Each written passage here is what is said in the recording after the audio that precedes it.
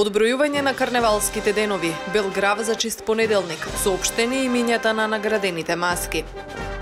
Водостојот на Дојран во нормала, акумулацијата ѓавато не представува опасност на ова ниво.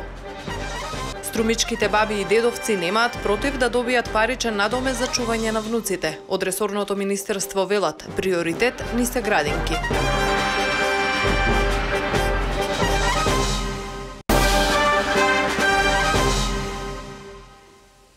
Поштовани гледачи, тоа беше насловната страница на Дневникот. Добре дојдовте во него. Почнуваме веднаш.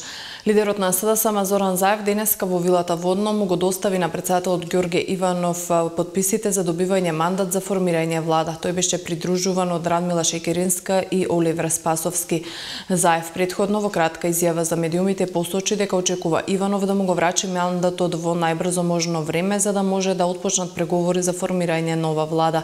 Заев порача и дека следува мирен и брз трансфер на власта.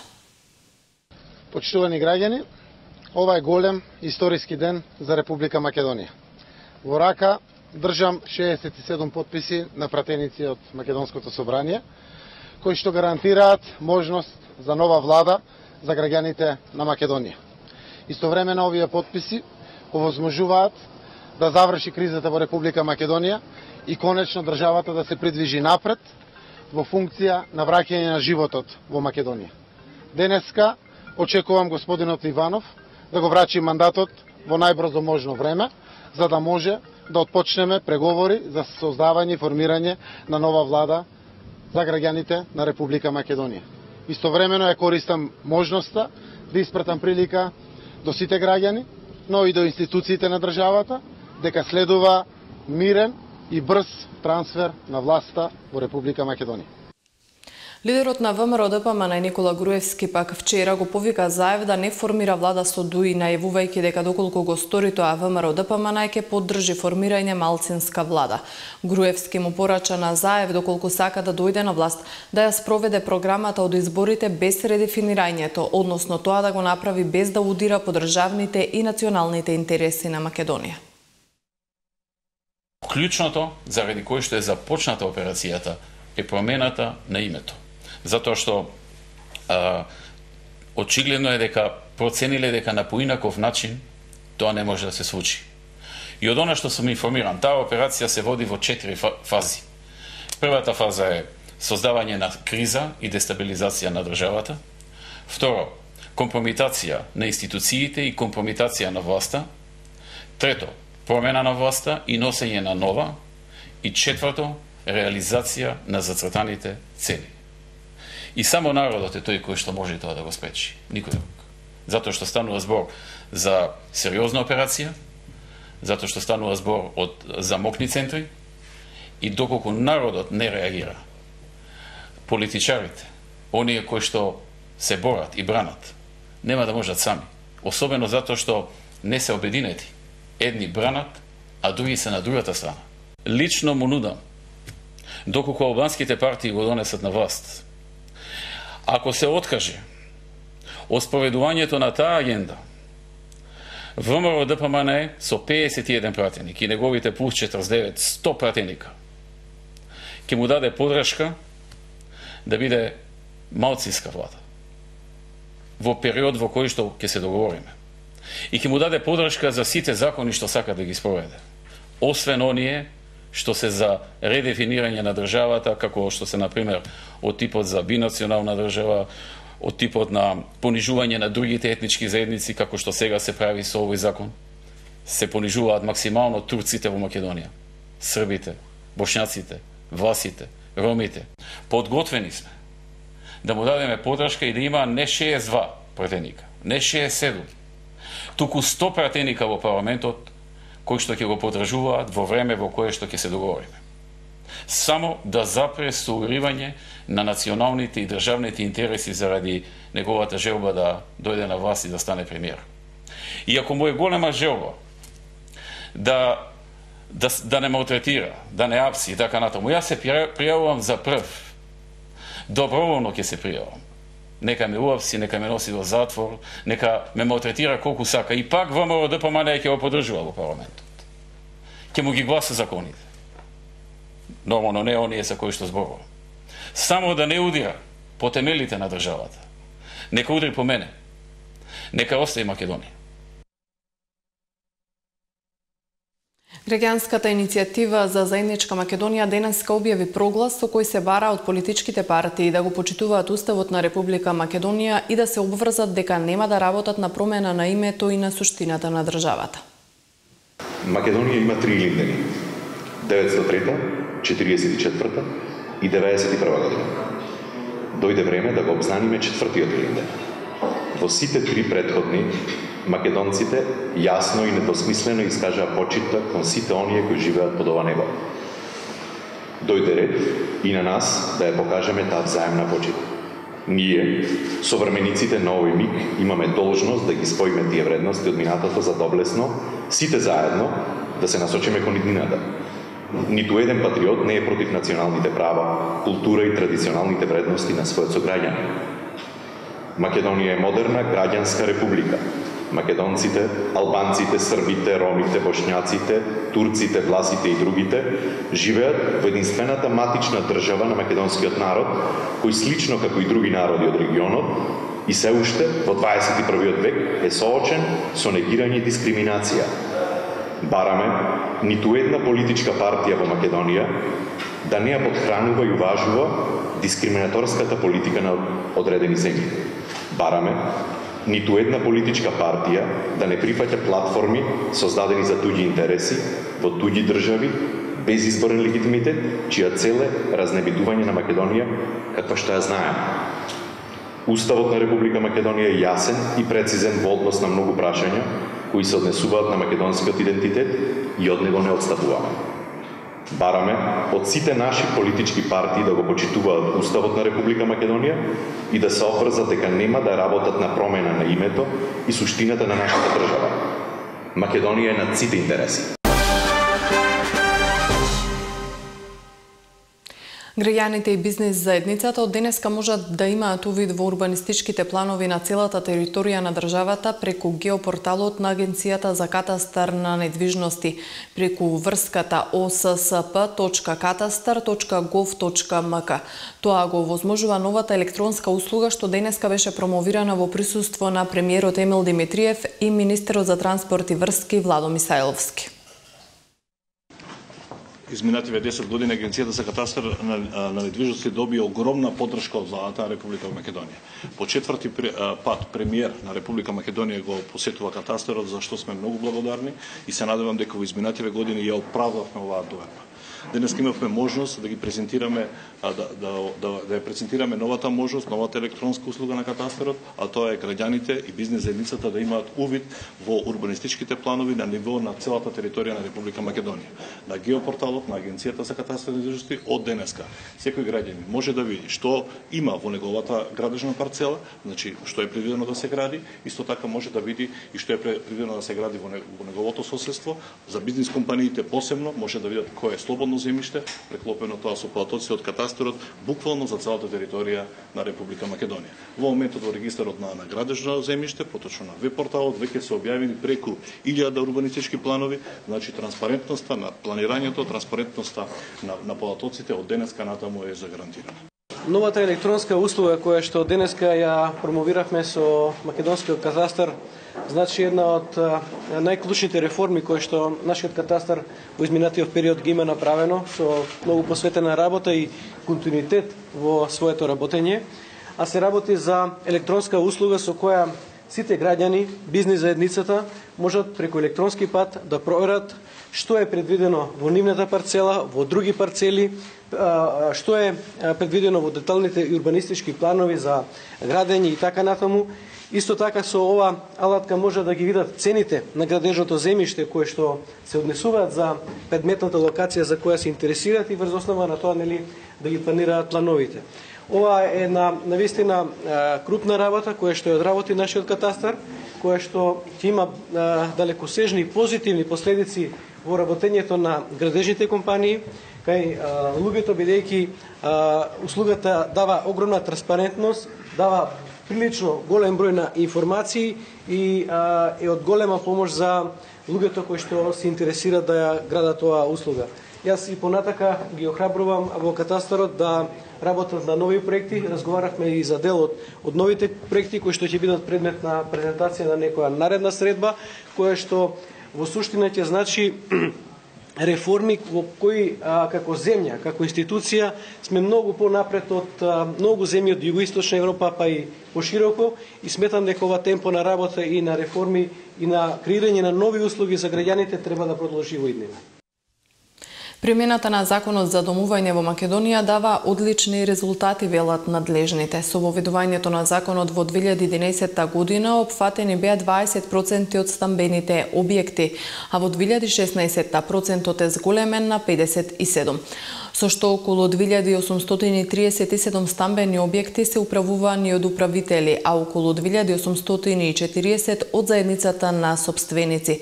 Примената на законот за домување во Македонија е тема на отвореното студио со Ракип Маловски, председател на Регулаторната комисија за домување. Во самата примена од 2010, фактички во 2000 Регулаторната комисија има законска обврска да доставува извештај до Собранието на Република Македонија и ние тие податоци ги обработуваме, така да во 2011 веќе, од кога почна да се применува, со овој закон веќе 20% од стамбените објекти во Република Македонија веќе беа фатени, беа регулирани, односно управувани според законот за домување, и овој процент има нагорна линија, што значи од 2011 почнуваме со 20%, 2012 веќе 42%, 2013 48%, 2014 50%, 2015 53% и веќе 2016 57%. Тоа мора да напоменеме дека тука се раководиме со податоците од последниот попис кој што е направен на зградите во Република Македонија, значи пописот од 2002 година. Така да фактички негде на 2837 згради се управувани веќе од управители на ниво на цела Македонија и исто така и толку 2840 некаде се управувани од заедница на собственици. Што значи тоа веќе некаде го надмина процентот некаде 57% од целокупниот фонд на згради кои што се во Македонија според последниот попис. Оние згради кои што немаат назначено управител, што значи немаат избран управител, ниту пак имаат регистрирано заедница на собственици, тогаш законот не предлага, него има две варијанти.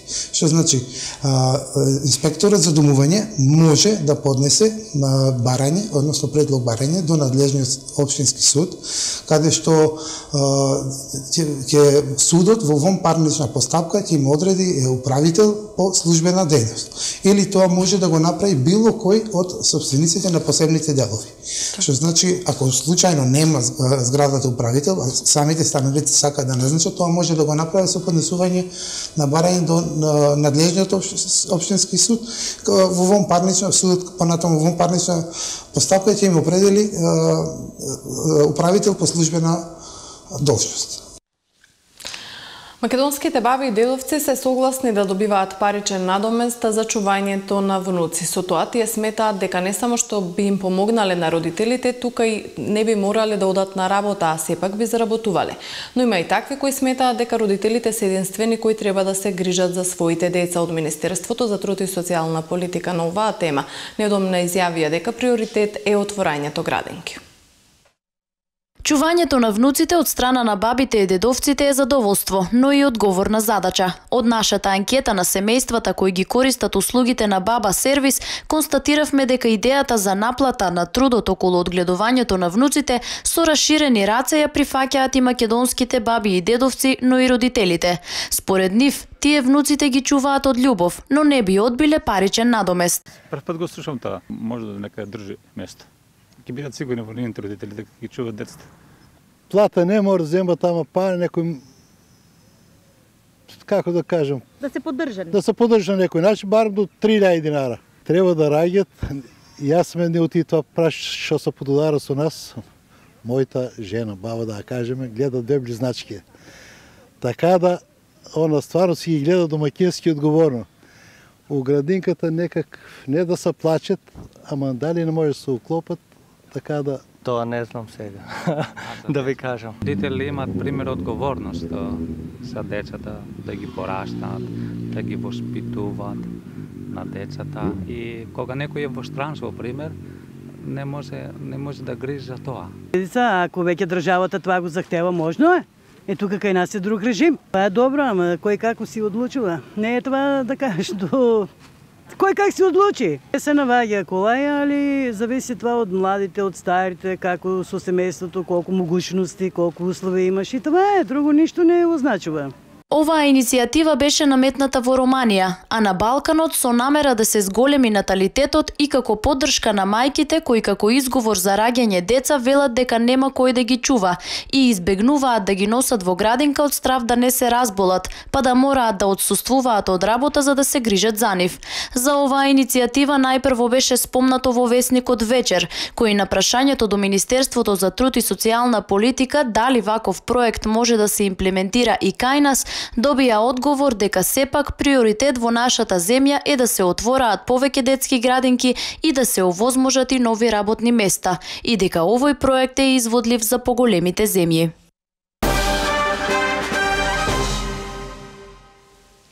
Организирано до успех е темата на дводневната обука што започна денеска во Гевгелија. Обуката представува сет од теми и области одбрани за младите кои им се најпотребни за развивање на нивните вештини при нивниот трансфер од формалното образование до пазарот на труд. Организирано до успех е темата на дводневната обука што се одржува од денес во Гевгелија. Обуката представува сет од теми и области одбрани за младите, кои им се најпотребни за развивање на нивните вештини при нивниот трансфер од формалното образование на пазарот на труд. Денеска и утре ќе разговараме за поставување на цели, начини, модели, најдобри модели како да се најде поставување на цели, колку се тие битни за нашето подобро менеджирање и организирање. Потоа ќе разговараме за планирањето, акцијски планови, поставување, колку е важно планирањето, што значи мултитаскинг, повеќе задачи на денешен, зашто тоа е добро или не е толку добро. Веќе наредниот ден убаво ќе се насочиме и ќе влеземе во тема менеджирање на време. Една многу важна и многу барана вештина. Ќе посветиме добар дел таму на сите чекорчиња што треба да се посветат при менеджирање на време, претходно секако треба да научиме што е времето и кои што се карактеристики на времето и на крај ќе завршиме со некои насоки за организирање на настани. Настани или активности или било каков тип, насоки, чекори, фази кои треба да се поминат при организацијата на тие настани. Обуката е организирана од Националниот младински совет на Македонија, а на неа присуствуваат млади лица од општините Гевгелија, Богданци и Дојран. Досега се спроведени две обуки на тема комуникацијски и организацијски вештини. Доторот на вода од хидросистемот Ѓавато, кој беше изграден за спас на Дојранското езеро во периодот на еколошката катастрофа, не представува опасност за сегашното ниво, велат општинските власти. Од друга страна пак во УХМР предупредуваат дека езерото е блиску до дозволениот максимум кој може да го достигне во следниот период. Нивото на Дојранското езеро повторно расте, откако почна топењето на снежната покривка од околните планински предели. Од последните мерења направени од Управата за хидрометеоролошки работи, оттаму велат дека не достигаат уште 24 сантиметри за да се достигне максималниот водостој од 241 сантиметар, кој е измерена така наречената нулта кота, што воедно е и максимално дозволена кота на езерото. Очекуваните пролетни врнежи според хидролозите би можеле да придонесат езерото да се искачи до ова ниво, а притоа од управата велат дека немаат информација со колкави количини вода се полни езерото од системот Ѓавато, кој беше изграден за спас на езерото во периодот на еколошката катастрофа. Од општина Дојран пак велат дека испуштањето свежа вода во езерото е неопходно, а количините кои се пропуштаат се контролираат. За едно езеро да биде природно е неопходно да има прилив на нова свежа вода и истек, бидејќи доколку е затворен тоа станува базени и ги е мощно лошо за самата квалитет на вода и самото езеро за живиот свет во него. И затоа е неопходно да има и прилив на нова вода и истек. Каналот, односно каналот Дојранско езеро, кој е од Ѓавото, функционира во 2002 година, она што го знаме пред неколку години таму беше изградена и мини хидроцентрала, со кое има склучено договор во кој мора да функционира тој канал и во иднина, со некоја минимална количина колку што имам информации, таа варира во одредени периоди на годината, меѓутоа некаде се движи околу 200 до 300 литри во секунда. Односно тоа значи од 10 пумпи работат 2 или 3 пумпи во препомпната станица во Ѓавото. Стамов вели дека таа количина на вода не представува толкав товар за езерото, па пресметките кои ги направиле во општината покажале дека под предпоставка да течат 300 литри во секунда во текот 30 дена, нивото би се подигнало помалку од 1 сантиметар. Дојранското езеро со последните мерења кои се вршат во Нов Дојран е со водостој од 217 сантиметри надморска височина.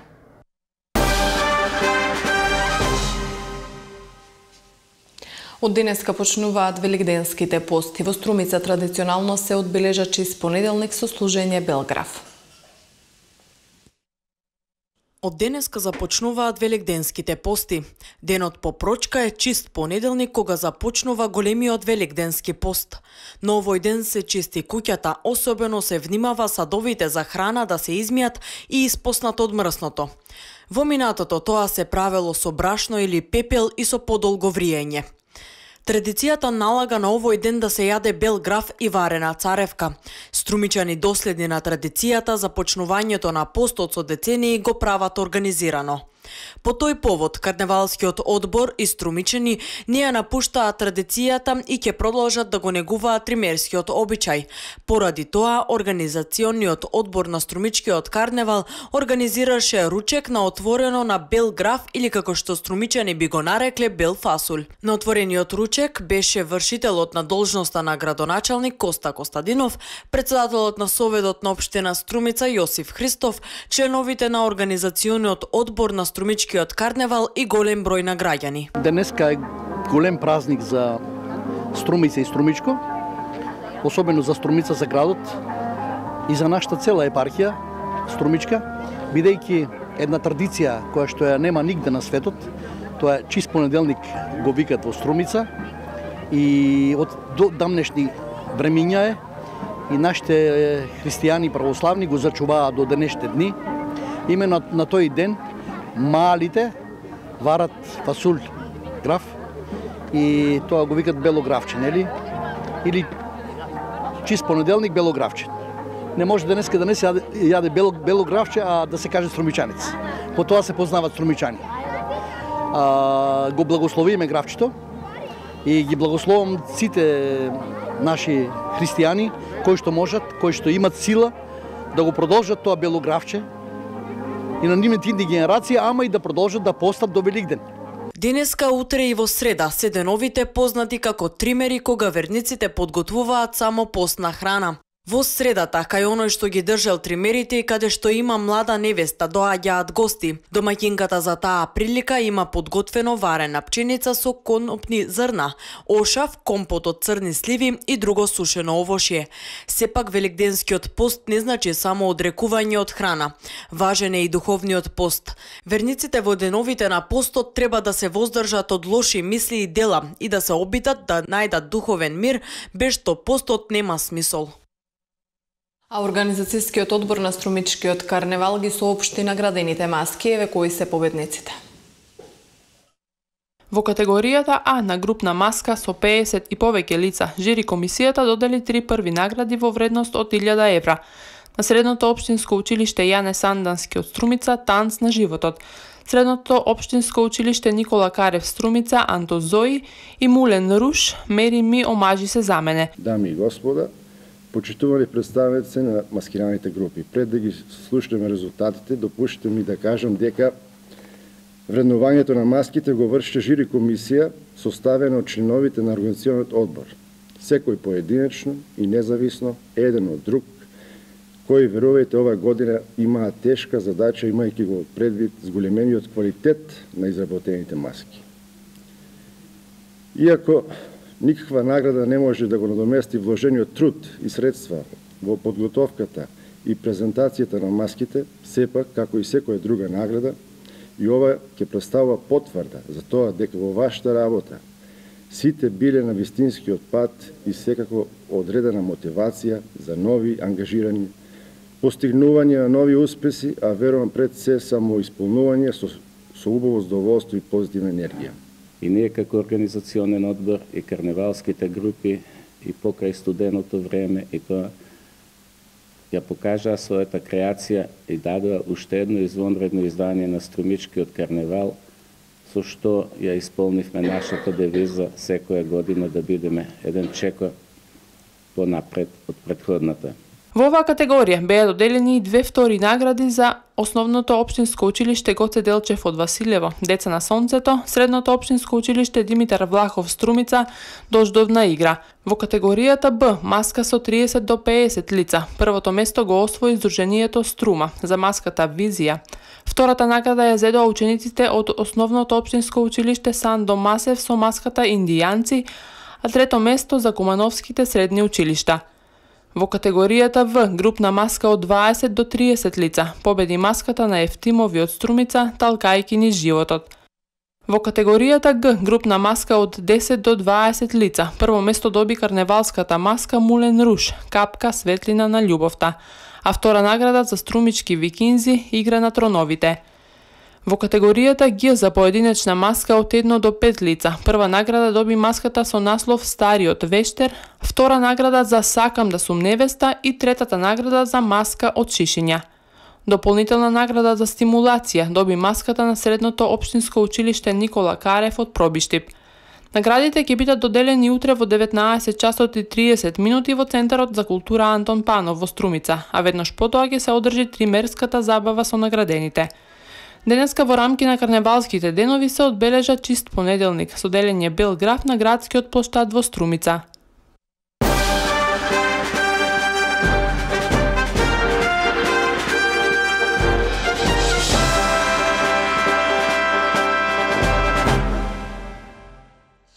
Во продолжение на дневникот да ги погледнеме информациите од светот.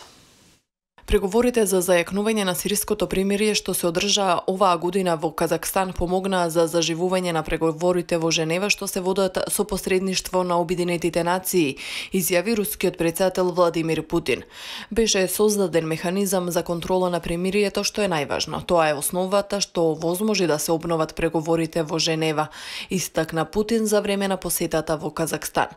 Русија се надева дека сириската опозиција ќе состави заедничка делегација за мировните преговори во Женева, изјави рускиот заменик министар за надворешни работи Михаил Богданов. Богданов додаде дека и курдите треба да учествуваат во преговорите. Обединетите нации ги отвори сириските мировни преговори на церемонија во четвртокот. Помалку од половина американци сметаат дека новиот американски претседател Доналд Трамп добро ја извршува неговата работа, покажува најновата анкета на дневникот Wall Street Journal. Според истражувањето што е спроведено во периодот од 18 до 22 февруари, а објавено вчера, 44% од испитаниците го одобруваат начинот на кој Трамп раководи со земјата. 48% не го одобруваат, додека 8% немаат определено мислење. Исто така, 32% од испитаниците наведува дека во првиот месец од управувањето се покажало дека претседателот Трамп не е зрел да извршува функцијата, јави Гласот на Америка. Трамп е единствен претседател во современата историја на САД кој го започнал мандатот со негативен рейтинг -4. Турција веќе изградила 290 од планираните 511 километри зид долж границата со Сирија, јавија локалните медиуми, повикувајќи се на изјавата на раководителот на изградбата на проектот Ергун Туран. Зидот, што е висок 3 метри, ке се протега долж јужните и југоисточните турски покрајни Хатај, Килис, Салнурфа, Мардин, Сирнак и Газиантеп. Граничниот зид е монтажен, па неговите делови ке може да се пренесуваат на други локации. Истакна Туран, додавајќи дека зидот ќе биде зајакнат со бодликава жица и контролни кули. Медиумите наведуваат дека причината за изградба на зидот е да се спречат шверцерите и другите лица преку нелегален пат да ја преминуваат границата. Илјадници романци одржаа протест 27 ноќ поред, а учесниците формираа знаме на Европската Унија во знак на поддршка на Унијата и нејзините вредности. Синоќа на плоштадот Викторија во Букурешт се собраа илјадници лица со цел да протестираат против актуелната романска влада, а демонстрантите извикуваа оставка и кратци, а потоа со нивните тела го формираа грбот што се наоѓа на знамето на Европската Унија, круг со 12 жолти ѕвезди на сина позадина што го символизира единството меѓу меѓу жителите на Европа. За време на протестите, полицијата ги затвори патиштата што водат до плоштадот каде се наоѓа зградата на владата на Романија. Граѓаните на Романија секоја ноќ протестираат откако владата ја усвои уредбата за декриминализација на случаи на корупција. Уредбата подоцна беше повлечена, а поради целата ситуација министерот за правда поднесе оставка, меѓутоа граѓаните на Романија бараат оставка на целата влада. Мюзиклот La La Land освои 6 Оскари на току-што завршеното 89-то доделување на наградата на Американската академија за филмска уметност и наука, и тоа за режија, главна женска улога, фотографија, музика, песна и сценографија. Но филмот Месечина е прогласен за најдобар филм. На крајот на убаво организираната церемонија дојде до голем гаф, кога Феј Данавеј, која со Ворен Бити ја доделуваше наградата за најдобар филм, погрешно прочита дека добитник е La La Land. И додека режисерот Демиен Шазел и тимот ги држеа говорите и славеа, нивниот продуцент Џастин Хоровиц ги прекина, велејќи им дека дошло до грешка и оти Месечина е најдобар филм. Ворен Бити потоа додаде дека го добил ковертот со името на Ема Стоун и филмот La La Land, па се збуни и накусо запре, подавајќи го ковертот на Феј за таа да го прочита добитникот. До забуната дојде поради тоа што за секој добитник постојат по 2 коверти, па на Бити и на Данавеј им бил даден оној за најдобра главна актерка, а не за филм. Режисерот Бери Дженкинс и тимот од Месечина прво не можеа да веруваат што се случува, но на крајот, како што Дженкинс рече, се испадна полудо отколку во најлудите соништа. Месечина освои вкупно 3 Оскари за филм споредна машка улога и за адаптирано сценарио. По 2 награди зедоа филмовите Манчестер покрај море за главен актер и за оригинално сценарио, а Гребенот на спасот за монтажа и микс на звук. Демиен Шазел стана најмладиот режисер во историјата кој е награден со Оскар. Ема Стоун доби Оскар за најдобра глумица во главна улога на La La Land, Кейси Афлек за најдобар актер, Махершали Али од Месечина за најдобра споредна машка улога и Вајоли Дејвис за најдобра женска споредна улога. Emma Stone, La La Land.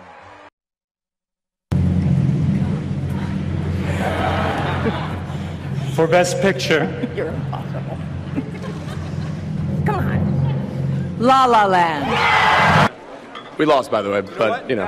Guys, I'm sorry. No, there's a mistake. Moonlight, you guys won Best Picture. Moonlight won.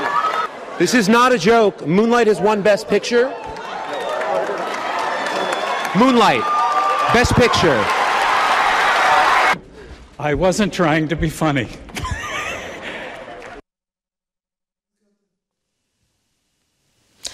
Гафови се случуваат дури на така високо организирани манифестации како што е доделувањето на Оскар. Поштовани гледачи, ви благодарам за вниманието со кое не следевте. Пријатно.